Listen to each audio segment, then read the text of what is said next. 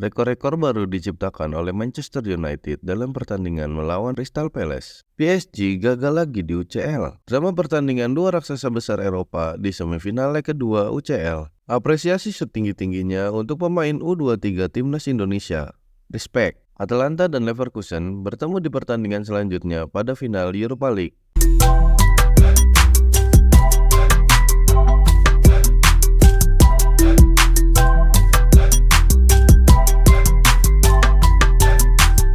Halo semua, kali ini gue akan ngasih tahu ke kalian skor-skor dari pertandingan yang sudah berlangsung. Kita buka dari Liga Inggris, yang mempertemukan MU dengan Crystal Palace. Bro, ini gimana sih ceritanya? Di menit 12 jalannya pertandingan, pemain belakang Manchester United gagal membendung serangan dari Olise yang mengubah skor menjadi 1-0 keunggulan untuk Crystal Palace. Anehnya, pemain belakang MU ini hanya membayang-bayangi tanpa melakukan aksi apapun. Dan lihat ini, Casemiro, ngapain sih itu? Dan lagi, Mateta yang saat itu membawa bola berhasil melesatkan tendangan ke gawang Onana dan menghasilkan gol. Skor 2-0 bertahan hingga peluit babak pertama dibunyikan. Babak kedua dimulai, pemain belakang MU gagal menutup umpan dari pemain Crystal Palace. Dan dari umpan itu, Michel yang posisinya tidak tertutup oleh apapun itu berhasil menciptakan gol ketiga bagi Crystal Palace. Munoz memberikan operan ke arah Olise. Olise berhasil memperjauh skor menjadi 4-0. Skor ini tidak berubah hingga peluit panjang tanda berakhirnya pertandingan ditiupkan. Skor ini juga mengantarkan Manchester United mendapat rekor yang tidak pernah tercapai setelah 47 tahun lalu. Tepatnya pada musim 1976-1977, yaitu rekor buruk kebobolan 81 kali di berbagai kompetisi. Bahkan jumlah ini masih bisa lebih buruk lagi karena Manchester United masih punya beberapa sisa pertandingan lagi. Lanjut, mari kita menuju ke Paris. PSG yang siap meng-comeback Dortmund karena sudah tertinggal 1-0 pada leg pertama minggu lalu. Dengan optimismenya dan percaya diri yang luar biasa, PSG yakin akan meraih kemenangan. Dari awal mulainya pertandingan, PSG bermain ngotot untuk membobol gawang Gregor Kobel. Lihat aja dari statistik ini. Total 30 shoot yang dilesatkan oleh Mbappe dan kawan-kawannya dan 70% ball position. Kalau dilihat dari statistik ini, seperti permainan satu arah saja. PSG benar-benar menguasai permainan, namun tidak ada satu tendangan pun yang menghasilkan gol ke gawang Dortmund. Hanya beberapa kali mengenai mister gawang. Ini gua rasa gawangnya ikut dibayar untuk jadi pemain ke-12 Dortmund.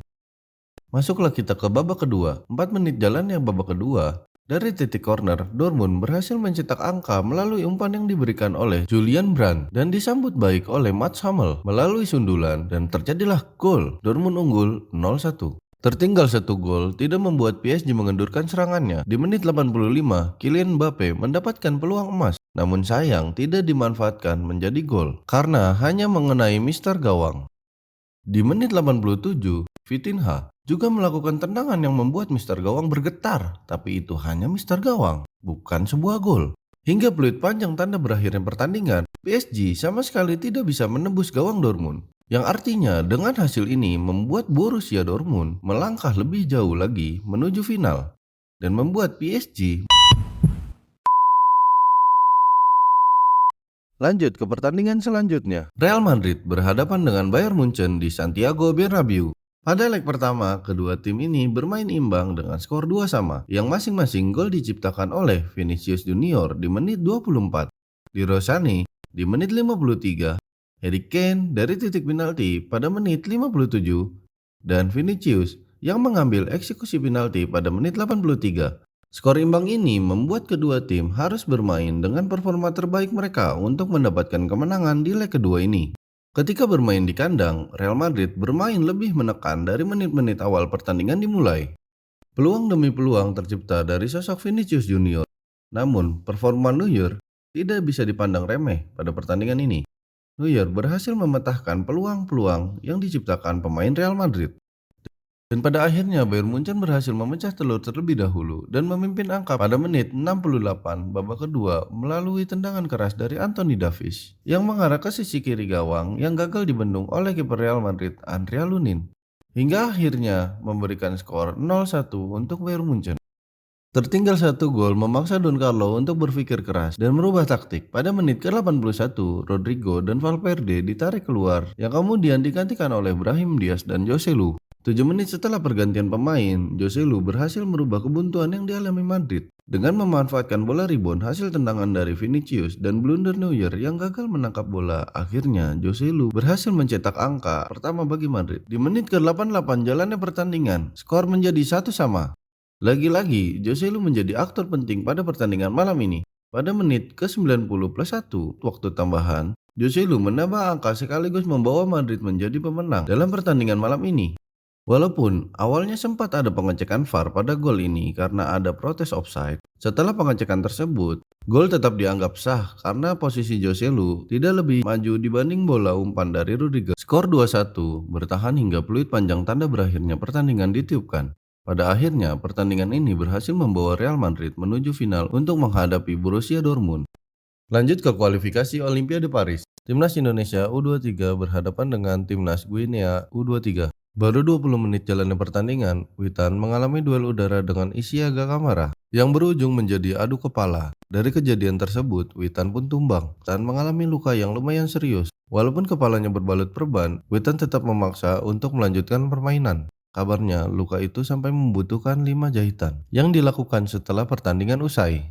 Indonesia kecolongan poin terlebih dahulu oleh Guinea. Gol Guinea tercipta pada menit 29 dari titik penalti yang bisa dimanfaatkan oleh Ilaix Moriba. Penalti ini terjadi dengan penuh kontroversial. Di mata wasit asal Prancis, Francois Letessier, Witan melanggar pemain Guinea di dalam kotak penalti. Walaupun jelas pada tayangan ulang seperti tidak ada tabrakan dari Witan, dan kalaupun itu terjadi, titiknya berada pada luar kotak penalti. Terjadi lagi pada menit 72. Indonesia harus menghadiahi Guinea penalti setelah Dewangga melakukan tackle. Menurut beberapa orang termasuk pelatih Indonesia, Sintayong, tackle tersebut bersih karena mengenai bola dan mengarah ke bola. Terlebih dahulu, Sintayong memprotes keras keputusan yang diambil wasit tersebut. Akibat protes keras tersebut, STY mendapat kartu merah yang memaksanya untuk keluar lapangan. Alga Simebah yang menjadi eksekutor penalti Guinea gagal membuatnya menjadi tambahan skor untuk Guinea. Berkat penyelamatan Hernando Ari yang melompat pas ke arah laju bola. Hingga peluit panjang dibunyikan, skor tetap Indonesia 0, Guinea 1. Yang berarti kita gagal dalam kualifikasi ini. Kita semua pasti kecewa dengan hasil yang diberikan oleh timnas U23. Tapi kita tidak boleh membenci mereka, memberikan komen hinaan, apalagi mencaci. Mereka semua berjuang keras untuk negara ini dalam ranah sepak bola. Kita semua bersatu untuk tetap mendukung timnas menjadi yang terbaik. Sedikit demi sedikit kita mulai melangkah lebih maju dari sebelumnya. Kita selaku pendukung hanya harus memberi dukungan terbaik kita. Maju terus Indonesia dan terima kasih sudah berjuang. Mari kita lanjut ke Liga Malam Jumat. Perebutan tiket menuju final yang mempertemukan Atlanta melawan Marseille. Atlanta berhasil menaklukkan Marseille dengan skor 3-0 di leg kedua ini. Lewat tendangan keras dari Lookman di menit 30. Ruggeri di menit 51. Dan Toure di menit-menit akhir pertandingan. Kemenangan ini membawa Atlanta menuju final Europa League. Udah gak usah panjang-panjang lah ya ngebahas match ini. Lagian kalian gak ada yang peduli juga kan. Di pertandingan sebelahnya, Leverkusen berhadapan dengan Roma. Dari awal pertandingan, Leverkusen bermain menyerang dan menciptakan beberapa peluang. Namun sayang, kiper Roma, Miles Pilar, berhasil membendung peluang-peluang tersebut dengan baik. Leverkusen berhasil menahan imbang Roma dengan skor 2-2. Walaupun pada awalnya Leverkusen tertinggal 0-2 lewat tendangan penalti oleh Paredes di menit 42 dan di menit 65. Namun mereka bisa membalikan keadaan lewat tendangan corner yang dilakukan oleh Alessandro Grimaldo dan menyentuh Gianluca Mancini yang menghasilkan gol di menit 82 dan di menit-menit akhir lewat Josip Stanisic. Dengan skor ini, Leverkusen tetap diunggulkan karena pada leg pertama Leverkusen sudah unggul 2-0 yang membuat agregat saat ini menjadi 4-2 untuk kemenangan Leverkusen dan siap menuju final untuk melawan Atlanta. Sekian info-info skor sepak bola dari pertandingan-pertandingan yang sudah berjalan. Terima kasih sudah menonton. Tulis pendapat kalian tentang klub yang kalian suka di kolom komentar. See you next time. Bye-bye.